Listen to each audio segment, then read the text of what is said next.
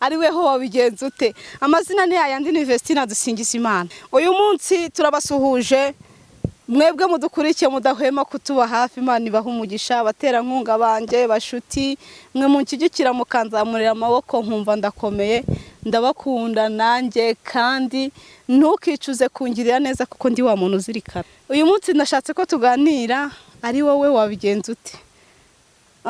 Umukobwa rero disi ejo bundi yarambwiye ati mfite ikibazo kandi ndakomerewe, timba mu rugo ndi umukozi wo mu rugo, none natwaye inda kandi nayitewe n'umukoresha wanjye kandi mabuja arankunda, none nkurikije ukuntu mabuja nkunda nayobewe ikintu ndi bukore.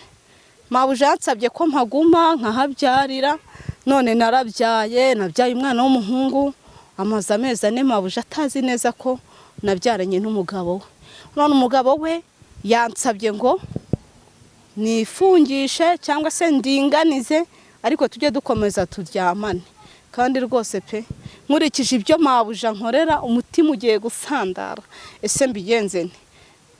Mbwire mabuja ukuri muvire mu rugo musabe imbabazi. Ese boss mwemerere ari wowe wabigenzute.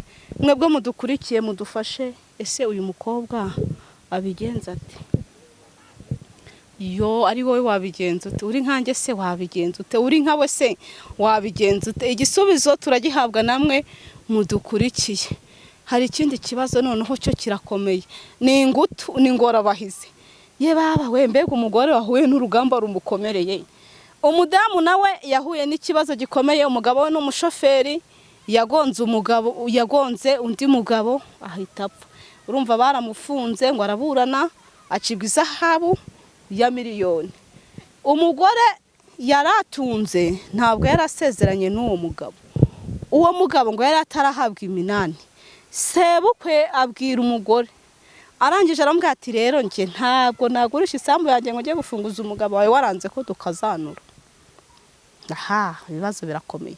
None umugore nawe yabashije kudusanga hano ku Rwiza filime atubwira ati ubu ngubu nabyaye umwana. None induru ziri kuvuga, umugabo ari kuvuga ati ko nari mfunze ko ndi kubara nkasanga umwana atari uwanjye, tugomba kujya gupimisha uyu mwana tukamenya ko ari uwanjye cyangwa atari uwanjye.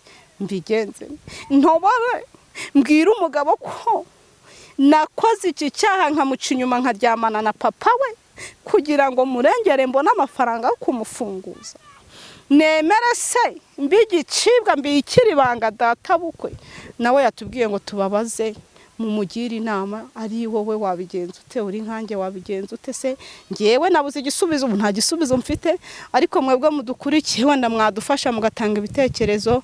Nyirabukwe ari kuvuga ati uyu mugore yaratunaniye yaciye umwana wanjye inyuma. Ni gute umwana wanjye agomba kuba ari muri gereza aho ukishimisha?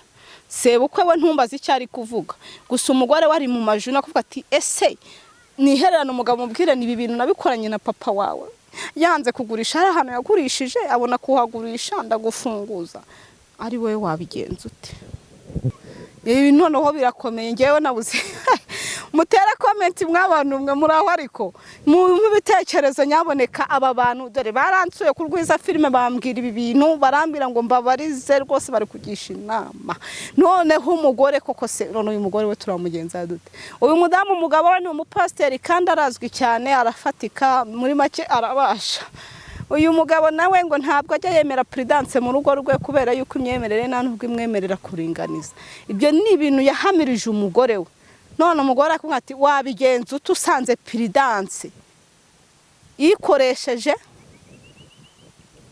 ifungiye mu kamvirope nindi dakoresheje ukabisanga mu myenda ya pasiteri, ari we wabigenza.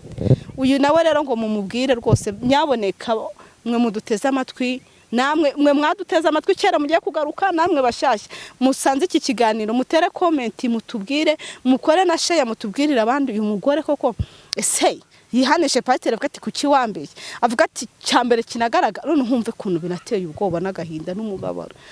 Prudence imwe ngo iraciye irakoresheje indi ntabwo ikoresheje.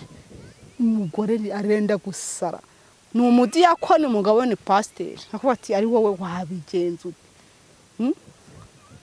Si bikomeye yemwe. ariko biroroshye kuva muhari. Mutere comment mutubwire rwose ukuntu biri bugende.